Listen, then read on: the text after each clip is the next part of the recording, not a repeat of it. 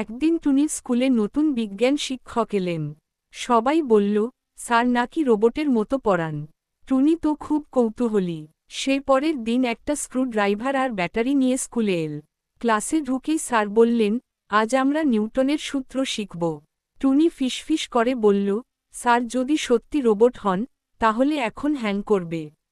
সবার সামনে টুনি জিজ্ঞেস করল, স্যার যদি আপেল না পড়ে তাহলে নিউটন কি কমলা দিয়ে সূত্র আবিষ্কার করতেন?